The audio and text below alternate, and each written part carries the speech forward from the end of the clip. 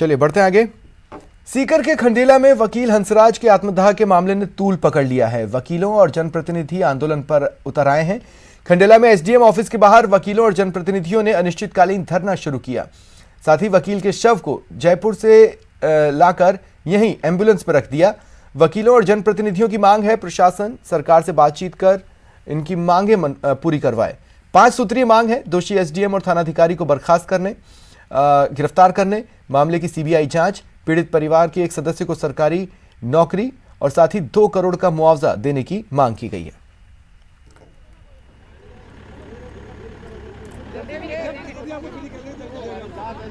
मेहनत का पैसा है, रिश्वत का पैसा है, उनका आश्रय से हो जाता है, उसका आश्रय से उसके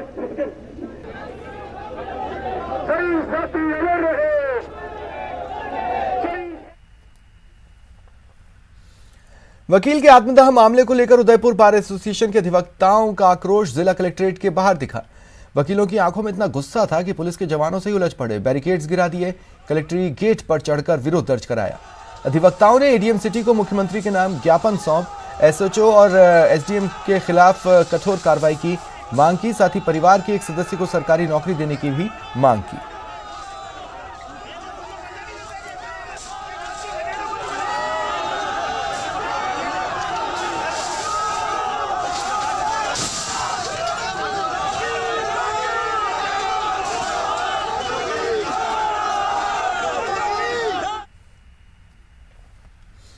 डूंगरपुर जिले में क्रय विक्रय सहकारी समिति के 1 करोड़ से अधिक की राशि पर राज्य खाद्य आपूर्ति निगम पिछले 2 साल से कुंडली मारकर बैठा है।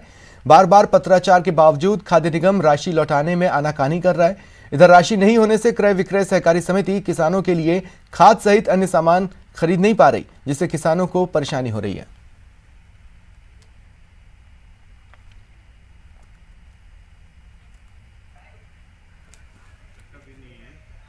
हमारे सामने समस्या ये है कि हमारे पास में इसके लिए खाद मंगाने के लिए फंड नहीं है। हमारा जो पैसा था 1,19,86,880 रुपया, तो पिछले 2 साल से राज्य खाद्य आपूर्ति निगम उस पैसे को उपयोग ले रही है। ये पैसा जिला रसद विभाग को हमको जो देना था, हमने आरटीजीएस किया था, हमको देना था, इन्होंने गलती से खाद्य आपूर्ति विभाग को दिया है। इसलिए वो 2 साल से पैसा, इसलिए हमारे पास में अभी खाद मंगाने की स्थिति में नहीं है। कोटा में बदमाशों ने आतंक मचा रखा है। भामाशाह मंडी के पास आधा दर्जन बदमाशों ने चाकुओं से युवक पर हमला कर घायल कर दिया। घटना का सीसीटीवी फुटेज सामने आया है, आप देख सकते हैं उसे। आप देख सकते हैं बदमाश किस तरह ताबड़तोड़ चाकूबाजी कर रहे हैं। बदमाशों ने फायरिंग भी की। आप देखें, युवक एक दुकान के पास खड़ा है, बातचीत कर रहा है। बदमाश आए, चाकुओं से हमला किया और फरार हो गए। फिलहाल अनंतपुरा थाना पुलिस जांच कर रही है।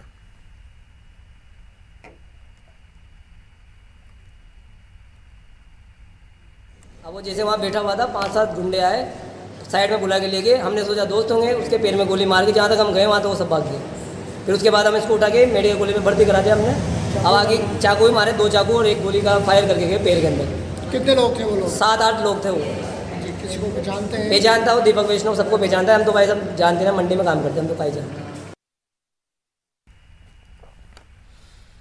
कोतवाली थाना क्षेत्र की बाजरिया पुलिस चौकी में एक युवक ने जहर खा लिया। युवक ने जहर खाने के बाद पुलिस ने उसे अस्पताल पहुंचाने की जहमत तक नहीं उठाई। देखिए, खबर भरतपुर से है।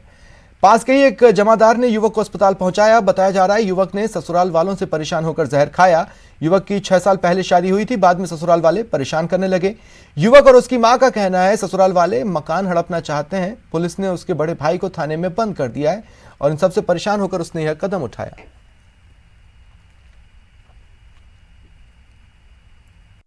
मैं काफ़ी दिन से परेशान हूँ। मेरी कोई पुलिस वाला कोई चौकी थाने में मेरी हेल्प नहीं कर रहे हैं। तो मैं परेशान होकर मैं रेल चौकी पर गया और फिर मैंने चूहे मारनी दवा जो थी वो खा ली और मुझे किसी ने नहीं रोका। मुझे पुलिस वालों के सामने ही आपने चूहे मारने की दवा खाई थी? हाँ, चूहे मारने की दवा मैं पुलिस वालों के सामने ही खाई थी मैंने। और वो देख रहे थे, वो मुझे किसी ने नहीं रोका। यही परेशानी में खाया है साहब, हमें परेशान कर रहे हैं। हमें घर में इनकी लड़की हमने घुसन नहीं दे रही है।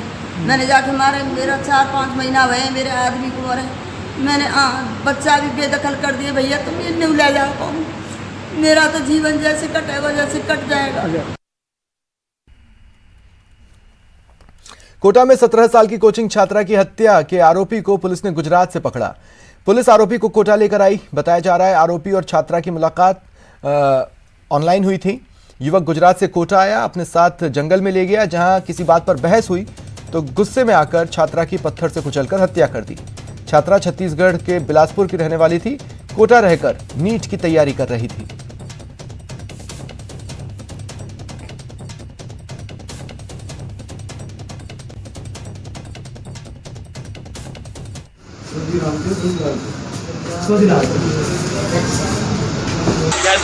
आ जाओ, मैं समझ गया।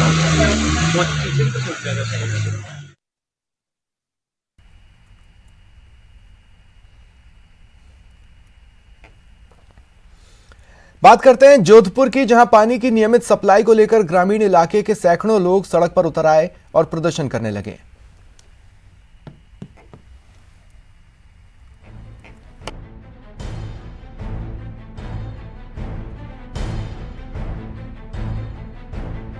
पानी की नियमित सप्लाई के लिए सड़क पर लोगों के विरोध प्रदर्शन की ये तस्वीरें जोधपुर की हैं। बताया जा रहा है कि जोधपुर के ग्रामीण इलाके जैसे सांगरिया के गणेश नगर, शंकर नगर, सुंदर विहार, राधा कृष्ण विहार, गणेश विहार, कृष्णा नगर और लक्ष्मी नगर जैसे इलाकों में 3 से 4 दिनों में एक बार पानी की सप्लाई हो रही है और इसी वजह से नाराज होकर लोगों ने जलदाय विभाग के खिलाफ प्रदर्शन शुरू कर दिया। पिछले 5-6 महीने तक बिल्कुल पानी नहीं आ रहा है। पाइपलाइन डाली हुई है, लेकिन क्या करें, पानी नहीं आ रहा तो मजबूरी में खारा पानी भर रहे हैं रेलवे बाउंड्री के अंदर से ये। और सर देख लो आपके सामने पानी ले जा रहे हैं, मजबूर है, लेकिन क्या करें। पानी सर अभी कई दिनों से बहुत पानी की समस्या चल रही है और इधर गर्मी भी बहुत पड़ रही है और पानी भी अभी आता नहीं है। लगभग कभी आता 5-7 दिन से एक बार आता है, कभी 4-5 दिन से एक बार आता है और आता तो रात को 1-2 बजे या 12-1 बजे उस तरह से पानी आता है और 5-7 दिन से बहुत पानी की किल्लत चल रही है।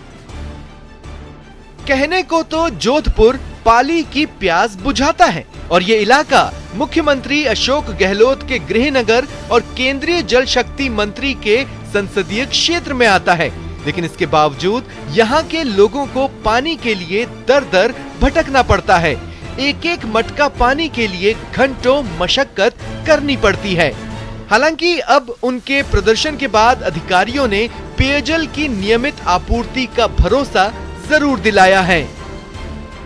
जोधपुर में अभी इतने दिनों तक नहरबंदी चल रही थी और नहरबंदी के बाद में जो पानी यहाँ पे लेट आया पंजाब में प्रॉब्लम के कारण, तो इसके कारण जोधपुर में अपन ने व्यवस्था ये की थी कि जो पहले 48 आवर्स में सप्लाई हो रही थी, 2 दिन में एक बार सप्लाई दे रहे थे, उसको बढ़ा करके और 3 दिन में एक बार सप्लाई कर दिया था अपने, जिसके कारण कि कुछ बाहरी क्षेत्र जो हैं और जो अंतिम छोर पे स्थित हैं वहाँ पे पानी की आवक में जो है कमी आ गई थी।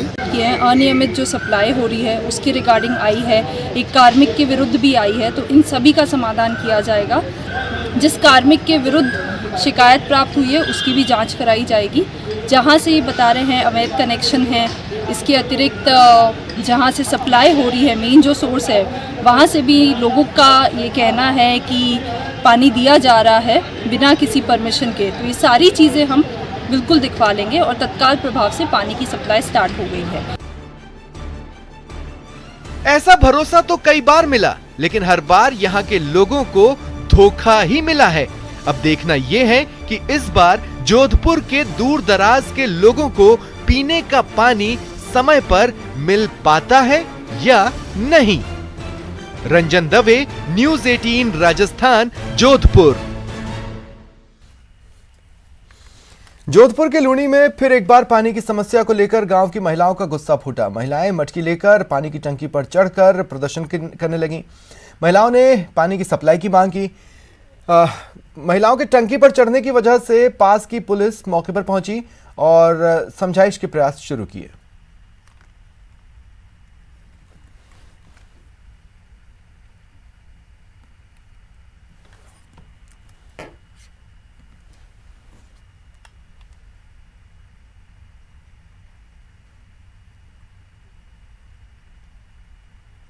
करियो साफ है कि रोजी नहीं मैं करती हूँ लगुई में बाया बेनड़ी अपन तालाब है, गोमरो तालाब है, ओपे बोरो हां इन वास्ते ओपे हैं बाया बेनड़ी आज बोन सफाई करो भगवान री आस है अपन मोटी के भगवान वराई।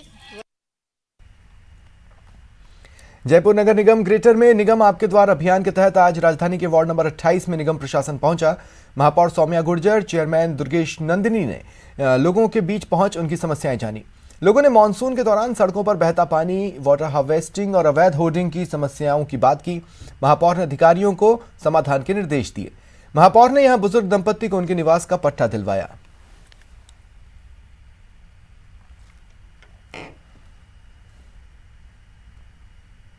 जो भी ग्राहक आएगा उसको क्या बोलोगे?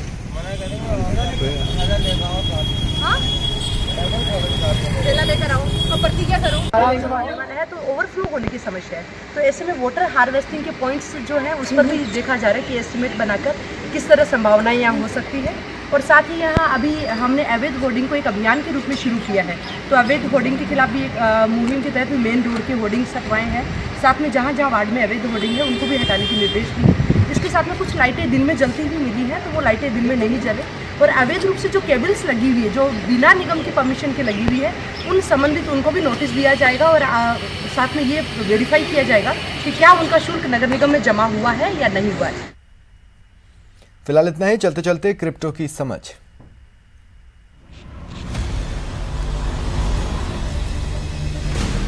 ज़ेड-पे and News 18 network present crypto की समझ।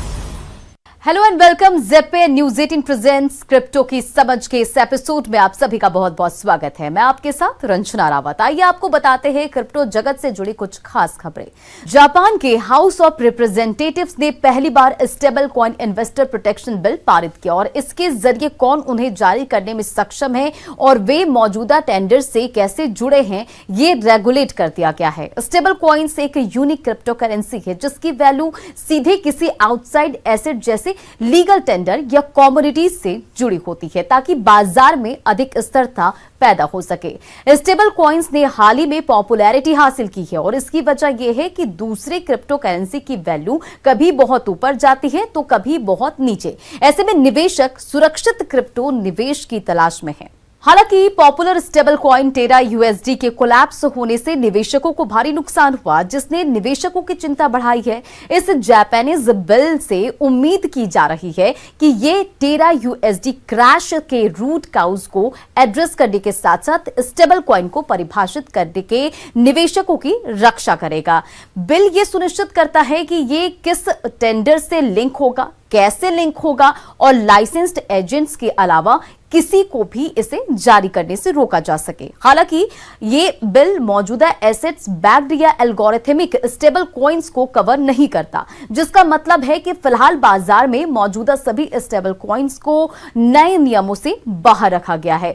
इस विधेयक के पारित होने के साथ Japan stable coin related legal framework को पेश करने वाली पहली बड़ी अर्थव्यवस्थाओं में से एक बन गया है।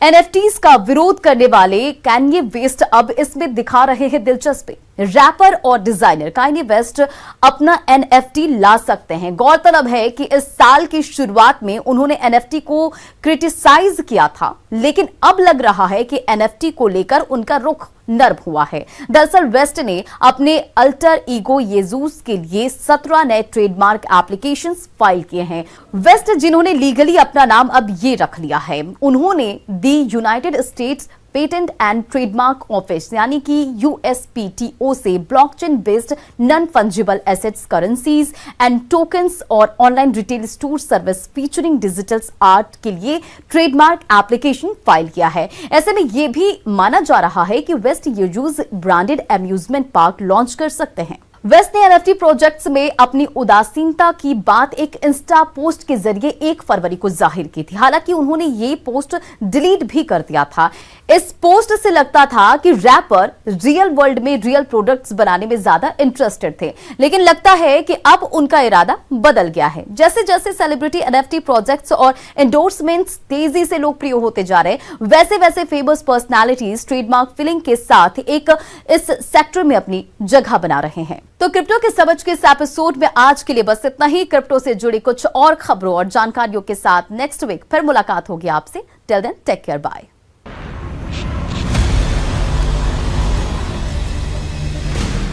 जेड पे and News 18 network present crypto की समझ।